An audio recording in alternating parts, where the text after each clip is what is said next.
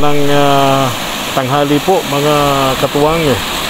Ngayon pong umaga, pupuntahan namin yung pamilya ng napakasipag na batang si Jessa. Nakita ko po kasi dito sa messenger po ng page namin kay SPTV. Sunod-sunod palang araw yung message sa akin ni Jessa, yung bata. Humihingi po ng tulong dahil yung tatay daw po niya mga katuwang 2 linggo nang may sakit, no? Hindi madala sa doktor, wala daw silang pera, kahit pamasahe wala. Yung nanay naman daw niya laging nasa bundok, laging nasa gubat, naghahanap ng mga hulog na niyog, pinupulot, ibebenta, nilalako para may pambili ng gamot ng kanyang tatay. Siya naman daw mahigit ng 2 linggong hindi nakakapasok mga katuwang, kasi siya po ang nag-aalaga dun sa kanyang mga kapatid. Kaya sobra po kaming naawa mga katuwang dito sa batang si Jessa sa mga message po sa amin sa aming page. Kaya ngayon pong umaga siya po ang pupuntahan po namin. Nabili lang po namin 5 kilong bigas tsaka tinapay ng mga bata. Pasensyahan nyo na po, no? Hingi rin po ako ng pasensya sa kanila kasi wala akong masyadong maitulong ngayon pagkat hindi po kami nakasahod sa YouTube nung nagdaang buwan ng Agosto. Sana itong buwan ng Setyembre, sana mayroon po naman para makatulong po tayo mga katuwang sa tulad po nitong pamilyang ito. Tara, nauna na si Papa P. Buti lamang po na ipatayo po natin itong bahay nilang ito sa tulong ng ating mga katuwang abroad matapos silang masunugan doon po sa bundok. Gandang tanghali po. Tao po. Oh, ate Shirley, kumusta kayo? Oh, bless mga bata. Bless. Tuloy po. Oh, hello Jessa. Oh, ngayon ko lang nakita Jessa yung mga message mo sa akin. Pasensya na kayo ha. Oh, ito yung asawa mo. Ilang araw nang may sakit? Sabi ni Jessa 2 linggo na. 2 linggo po. Oh. Pwede ba doon na lang kami dumaan sa kusina? Huwag na dito kasi higaan nyo to. Sige na, pagtanay na pa dito pa. Okay, sige. Higaan nila yun. Sarado yung kusina nyo.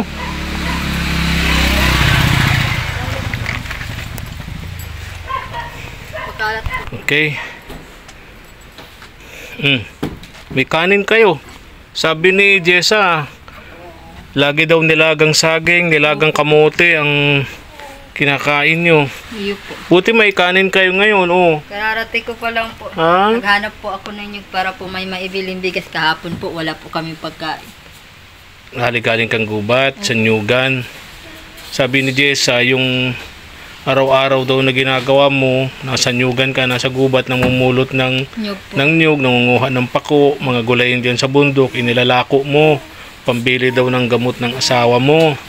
Kaya wala daw kayong pagkain. Ang laging kinakain nila puro nilagang saging. Madalas nilagang saging, nilagang kamote. Ito ba yun? Ha? Wala po kaya po ay.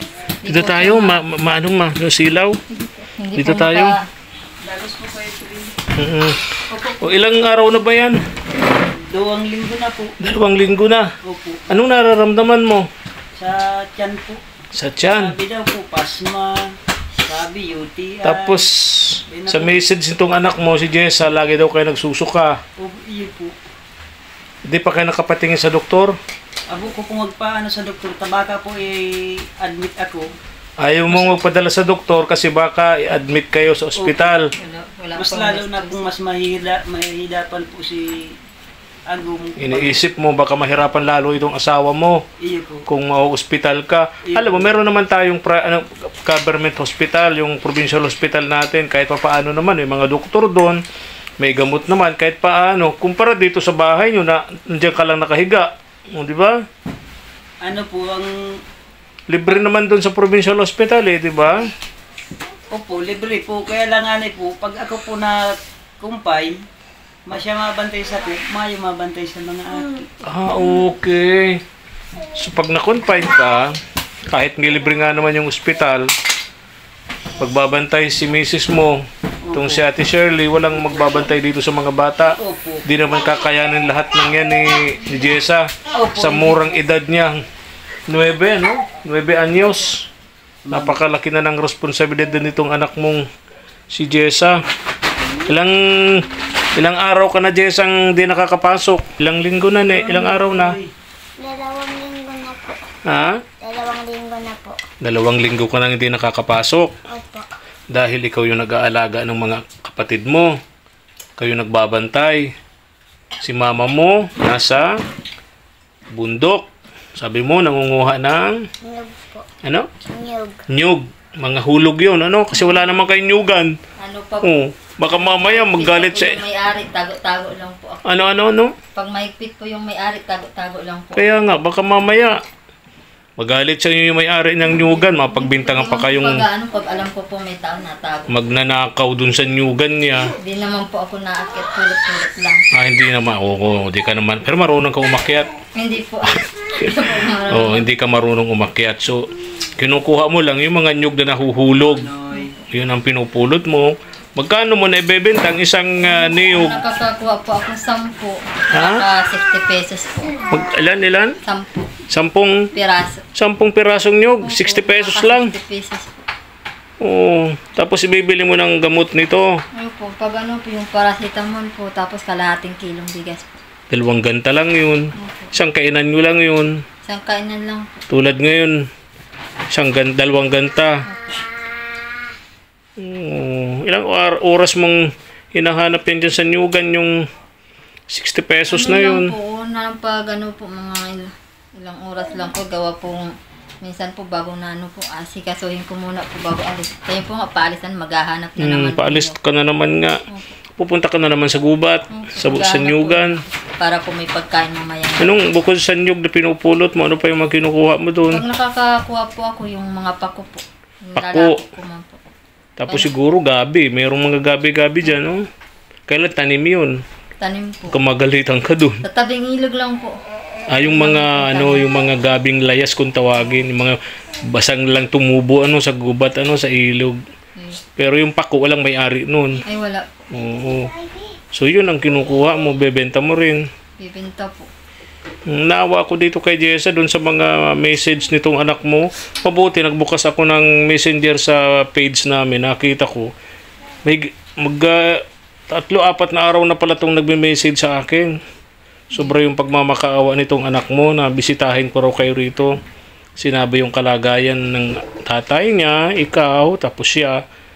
Nangihinayang daw siya. Baka hindi na raw siya payagan ng teacher niya kasi 1 linggo na halos hindi nakakapasok. Nabihan na po nga ako kanina, papasokin ko si Jesus. Sabi ko naman po nga sa ma'am niya, hindi ko muna papasokin. Kasi kung papasokin ko po, wala po kayong makakain.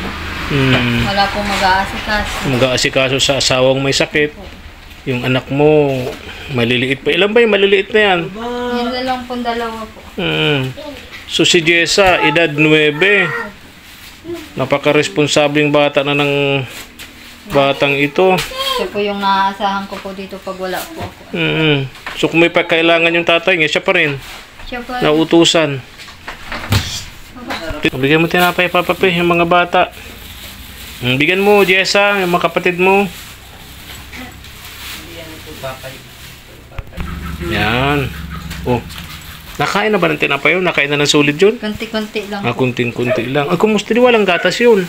Wala po. Wala nainom na gatas yung bunso mo. Wala po. Oo. Paano yun? Papakain na lang po niya ni Gisa po. Pilit mo na lang pinakakain ng solid food. Wala po. Wala pong may pabili po. Hindi, paano nabubuhay yung bata? Nagdididi sa'yo, wala namang madiding gatas. Siya ka po siya nakakadidi. Ano? Pagdating ko po siya ka po nakakadidi. Meron ka naman. Meron po. Okay. Breastfeed ka pala. At least meron, no? At least di ka na namang problema sa gatas. Pag uwi ko, gabi na po ako nag-uwi. Sige po, iyak ng bata. Kasi gutom yun. Oh, yung pagkain ng iba dito, hindi naman pwede sa kanya. Hindi po. Pakunti-kunti pong kanin. Pag hindi na po talaga gutom, yung pagpapakain po ni Gisa. Ilang buwan ba itong bunso mo? May 1 taon na po. 1 taon. Ilan ba lahat yan? 4. 4 po. O, tigilan mo na yun. Naka-4 na kayo. Naka-inject naman po ako. Ha? Naka-inject O, na po. naka-inject ka noon, tapos nabuntis. Hindi naman po, kasi hindi ko naman po kinakalimutan magpa-inject. Oh, tagilan. Hinto na kayo. Tama na po. Naka-inject ka, ilang buwan yun?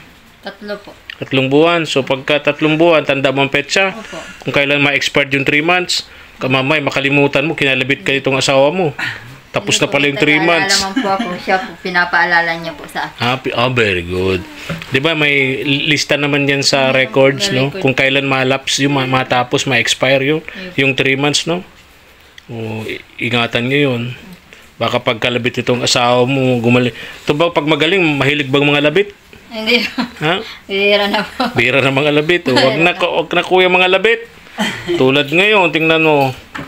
Sobrang hirap ng buhay. Hindi na po kakapangalabit. Oo. Kwentuhan na lang siguro. Tuwa Pagtulog ang mga bata, kwentuhan. Kwentuhan na lang. Ano? Bihin mo kay kuya. Ang pangalan nga ni kuya, limutan ko na pangalan. Sa dami kasi nang tinutulungan namin, nalilimutan ko na yung mga pangalan ninyo. Hindi po yan. Jason po. Ha? Hindi po nga siya makakain ng ayos. Jason. Jason.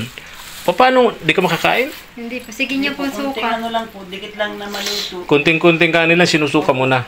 Sinusuka ko na po ang... Payat ka na. Putla ka na. Kasi wala kang Sige na, bigyan mo po. pagkain, walang protina sa katawan. Hindi po. Nako. Sinapay po kayo, Kuya Ay, Ethel. salamat. Sa inyo talaga yan ha, at sa mga bata, no? Kasi tulad ngayon, no? Buti nabutan ka namin para ikaw na mismo yung nakausap namin, ano? Tukaw. Hindi, may bigas kami rito. 5 kilo lang to, ha? Salamat. Pasensya ka na. Yan lang nakayanan namin muna, ha? Salamat po. Pasensya ka na sa bigas na yan. Yung pansaing po. Hanapan mo na lang ng pangulam, ha? Ay, Marami naman dyan sa bundok. marami naman po. May gulay, may nyug, ano? Gulay-gulay lang. Babalik kami, ha? At sana pagbabalik namin, makapagbigay kami ng masigit na tawag dito para sa inyong pangangailangan. Lalo mapagamot yung asawa mo. Magkaroon kayo ng pagkain dito para yung anak mo namang si Jessa makapasok sa eskwelahan. Maraming salamat po. Grabe. Sabihin ka na yun? Salamat po, Kuya Ethel. Nabasa niyo po yung mga text ko. Tagal ka na pala nagtitext sa akin, ano? Bakit mo naisipang mag-text sa akin ng mga ganun? Kasi po, wala na pa ako ibang maisip para po matulungan sila mama. Wala ka ng ibang maisip na paraan para matulungan si na mama mo at papa mo. Tapos wala pa kayong pagkain. Paano sabi ng teacher mo at 1 linggo ka na kamo na hindi na nakakapasok? Sabi po yung teacher ko kay mama, pumasok na po ako. Ha? Pumasok ka na daw. Sabi ng teacher mo, nakausap ang mama mo.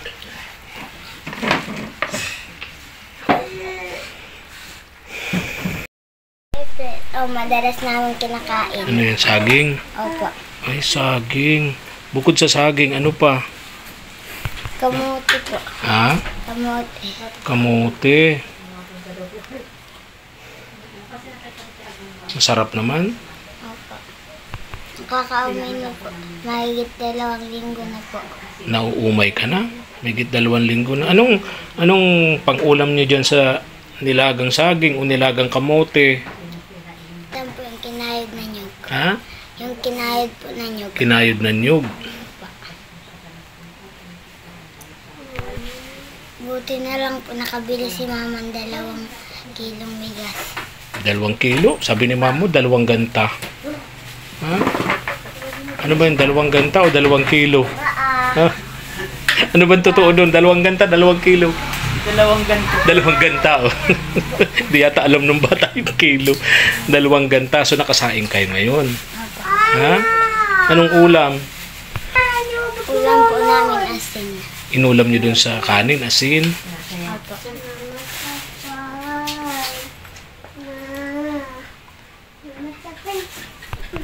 Hindi ko alam kay Tita Ethel. May kanin kayo. Asin po. Ha? Asin. Asin. Ang kanin nila. Nakabili ng 2 gantang bigas yung nanay. Nakaluto ka ng kanin bago ka umalis. Opo. Pupunta ka ng gubat sa bundok. Opo. Gahanap ka na naman ng Para po mamayang gabi po. mamayang gabi para sa gamot ng asawa mo. Pero alam mo, Ate Shirley, importante talaga mapagamot mo yung asawa mo kasi hindi pwede yung gamot na Sabi ko nga po, papagamot ko po sana sa provincial. Ang problema naman po, wala man sana po sanang gagastos sa pamasahe naman po. Tapos yung mga bata po, ang iniisip walang ko. kasama. Kasi po kung wala po silang kakainin, hindi Walang ko naman kakainin, po sila wala pang maiwan-iwan kasama. ng basta-basta. Wala ka ba ditong pwedeng maiwanan na kapitbahay? Wala po. Wala. Lahat naman po sila, may mga trabaho po. Mga trabaho, wala ka mapakiusapan. Yung 'di ba may pamilya si Kuya Wala din po. Jason dito? Hindi naman din po maasahan. Hindi maasahan na pag-iwanan ng mga bata, ganon. Okay. So, importante talaga madala sa doktor yung asawa mo, mapa-check upan, matingnan ng doktor kung ano ba talagang sakit. Sabi mo, 2 linggo na yan, na laging may lagnat, nagsususuka, di makakain ng maayos, di ba? Hindi tinatanggap ng tiyan niya yung pagkain, sinusukan niya, di ba? Sabi mo, napaka-importante talaga yung yung doktor dyan. Ayun Ha? nga po, ang problema ko lang po talaga, pamasahe po. Hindi Tapos pwede yan yung, pangangailangan po ng mga bata po. hindi pwede yung patsamba-tsamba na gamot. Ayun na nga po, No? sabi ko, tako baka po mapano yun. Baka lalong magkasakit yung asawa mo. Baka lalong magka-problema tayo bandang huli. No? Ayun nga po, Kung iniisip yung ko. gamot natin ay patsamba-tsamba lang. Opo.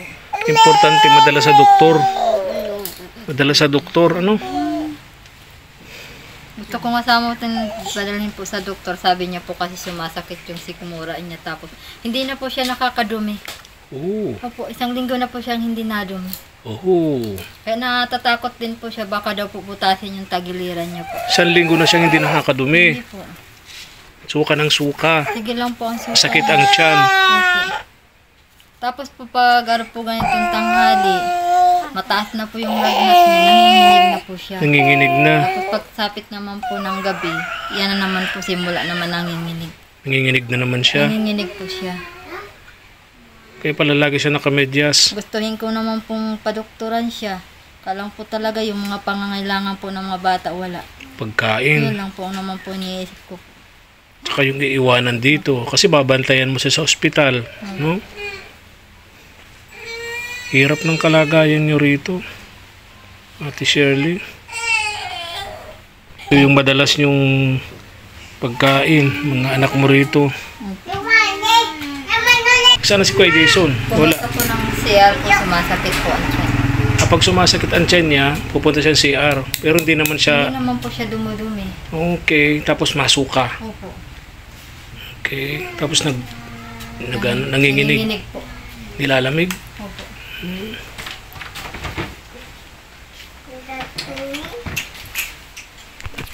Kuya Efren, sana po matulungan po kami. Awa na po ako sa papa ko at sa mama ko.